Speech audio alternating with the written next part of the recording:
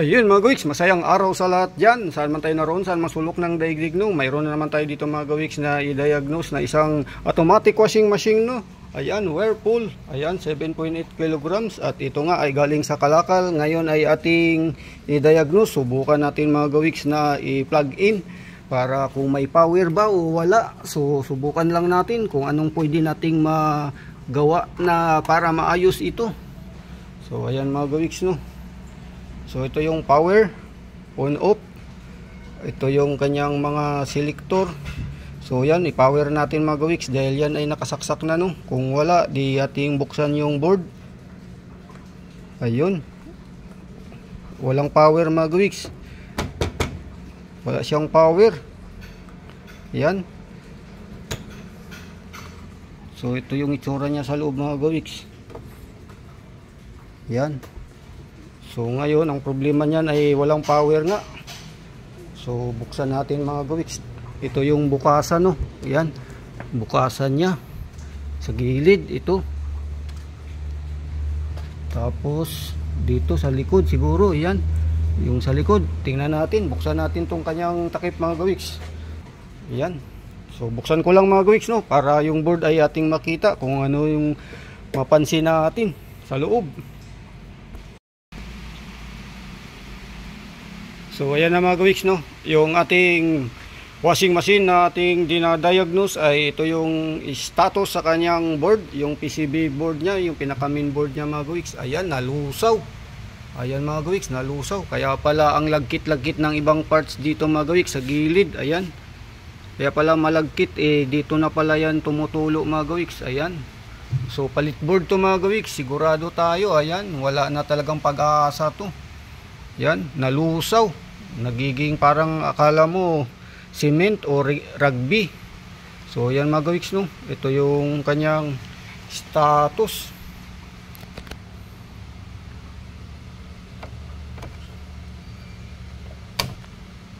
So ayan, binuksan pa natin to mga gawiks.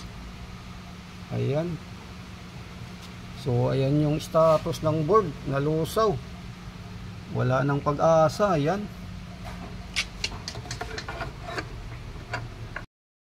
So ayan na mga gawiks, yung ating washing machine na ating binuksan no, yun na nga ang ating diagnose, yung board ay ating binuksan no, at ito yung kanyang kinalabasan ngayon.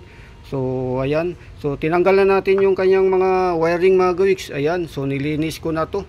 Ayan, para sa paghanda na kapag tayo ay nakapag-order nito mga gawiks na sirang board no, pag dumating ay ready na tong ating binaklas dito. So ipagpatuloy ko lang to mga gawiks pag-diagnose para pag nagpalit tayo ng board ay ating mapalitan ng bago. Sakali man ay wala ng aberya, sana ay ito ay ating mapatakbo, mapagana sa bagong board na ating orderino. So sa ating mga tinanggal mga gawiks no, yung tinanggal natin dito na sa mga parts ito ng mechanism katulad ng motor. Ayan. So check natin to mga gawiks, kuha tayo ng tester no. Check natin tong mga parts na to kung yan ay may palo, ibig sabihin buo.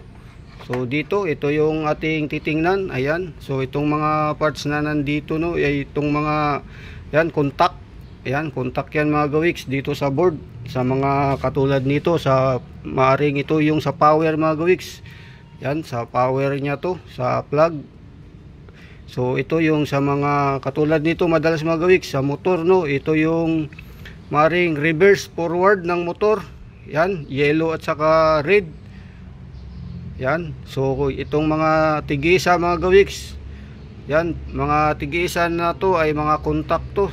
Contact lang to sa halimbawa dito sa kanyang door switch. Yan, contact yan dito sa pinaka line 1 at saka ito. So maaring isa dito ay sa may motor ng ano, ng drain motor. So yan ay ating titest ngayon sa ating tester mga gawiks no. So yan, para malaman natin na buo pa yung kanyang mechanism, mga motor. So ito. So ayan na mga gawiks, ready na tayo no. Ito yung ating ginagamit na tester ngayon. So ayan, i-test natin sa kanyang, ayan. So Yan mga gawiks, buo yung ating test proof. So ngayon, subukan na natin itong itest mga gawiks. Katulad ng sabi ko, maring ito yung sa power, no. Yan ay tusukin lang natin. Ito, tusok lang to mga gawiks. Yan.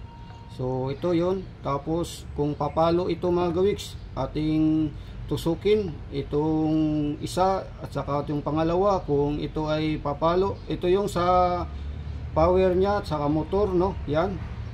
Kung papalo lahat tong butas, ayan mga gawiks, pumalo. So kita ba? Ayan, pumalo mga gawiks, ibig sabihin good. So sa isang butas, ayan, pumalo din. So yun nga ang ating napansin, no. So maring may pag-asa na mabuo na natin to. So dito sa mga switch mga gawiks, subukan natin. So ayan, pumalo din. So dito sa isa, yan.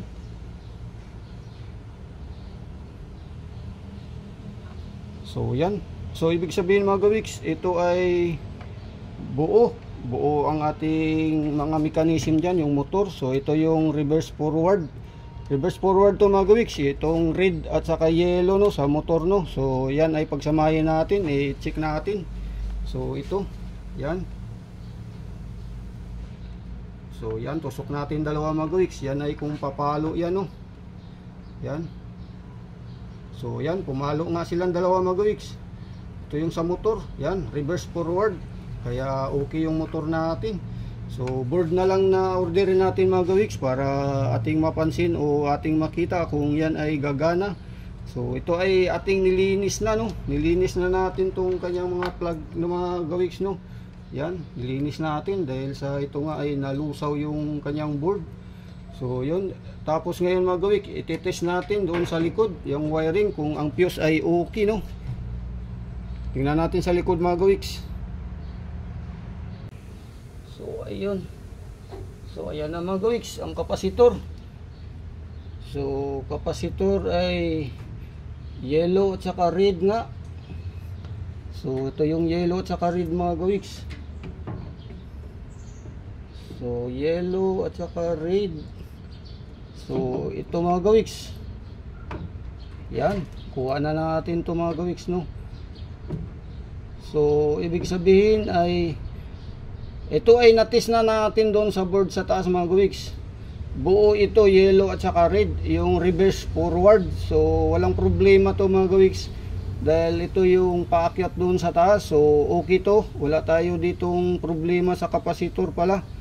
So yan, so hindi ko na to itetest pala mga gawiks dahil ito ay yellow at saka red kasama sa motor, dalawang red saka dalawang yellow. So sa motor yung isang yellow dito mga gawiks, umakyat doon sa taas, no. Yung yellow na yan doon, isang yellow paakyat sa taas, sa baba dalawa dahil yan yung sa motor yung isa at saka kapasitor yung isa. Tapos yung red, ganun din, tatlo din sila. Yung isa yung umakyat sa taas, yan yung tinis natin. Tapos yung dalawang red, bali yan yung sa motor at saka sa kapasitor. So ayan. So bali tatlong yellow, tatlong red. So nagsama yung dalawang yellow sa motor at kapasitor, tapos yung dalawa din na red sa motor at saka kapasitor, tapos yung isa ay dumakyat sa taas yung isang dilaw, yun yung contact doon sa taas mga gawiks sa board. So alright tayo dyan mga gawiks sa kapasitor at saka sa fuse. So yan, buo, wala tayong problema.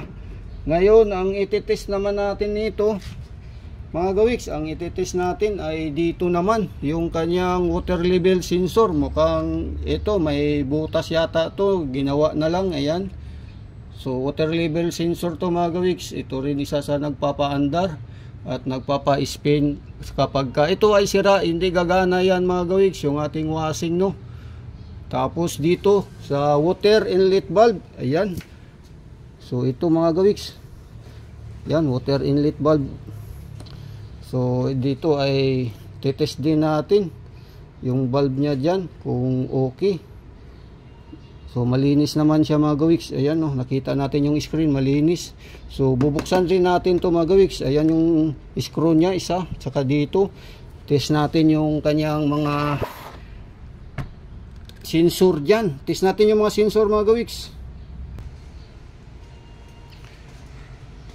So ayan na mga gawiks, no, atin nang nabuksan ang cover dito. Ayan, ito yung water level sensor mga gawiks. Dito ito yung kanyang solenoid yan, yung kanyang may pressure kasi ito mga gawiks, no. Yan, may pressure yan dito. Yan, ito yung kanyang sensor sa water level. So ito din yung dahilan kung bakit ayaw umandar ang ating washing kahit may tubig na siya. Halimbawa ito good, ito yung water inlet valve mga gawiks. Ayan, ito rin yung titest natin. Kapag napuno na siya ng tubig, dahil ito ay nagkakarga ng tubig, puno na siya at ayaw mag-start, maring ito yung sira, yung water level sensor. Tapos ito rin yung mga gawiks, yung door switch. Ito yung sinatawag natin na bomb switch. Kapag ito ay bumabangga yung kanyang basket dito, yan, nag-i-error to mga gawiks. Titest din natin to mga gawiks, no. Ito na yung tester natin. So yan, itusok lang naman natin to dito mga gawiks. Kung may palo, ayun mga gawiks, good, may palo. Yan, tusok natin. Yan, may palo siya mga gawiks. So good, yung water level sensor dyan ay water, yung kanyang inlet valve sa tubig. Tapos ito naman yung kanyang door switch. Yan, itutusok natin dyan. So ayun, may palo mga gawiks. Yan, tusok natin na. So yan, may palo, good. So ang kanyang water level sensor, ayan. So alisin natin yung cover dito na plastic mga gawiks. So yan, ito. Ayan. So yan, labas na yung kanyang titis natin to mga gawiks. Ayan, titis natin kung papalo to. Ayun, pumalo mga gawiks. Ayan, yun, pumapalo na siya. Ayan, yun, yan, good, very good talaga mga gawiks. Yan, so good naman lahat yung mechanism mga gawiks, no, dahil natis natin yung board niya doon, yung mga sakit doon sa board, good naman. So ito ay ating nang natest yung tatlong importante dito mga gawiks. Ito yung inlet valve ng tubig, good. Ito yung door switch, good. Yan, water level sensor, yan, good, natest natin. So yan lang mga gawiks. At dito yung fuse naman ay good.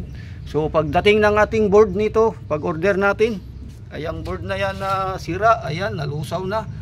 Yan, ating ikakabit at obserbahan natin kung yun nga ay gagana. Siyempre hindi pa tayo sure kung anong mga lalabas dyan sa ating dito mga gawiks, sa monitor dito. Yan, kung anong lalabas dyan pagka nalagyan na natin ng bagong board dyan mga gawiks. So hanggang dito na lang. Yan yung ating pagdiagnose, no, sa ating automatic washing machine. Ayan, Whirlpool ang tatak nito mga gawiks. So yun lang, bye bye Yahoo. At yan ay aking iligpit muna habang nag-aantay tayo ng bagong board niyan.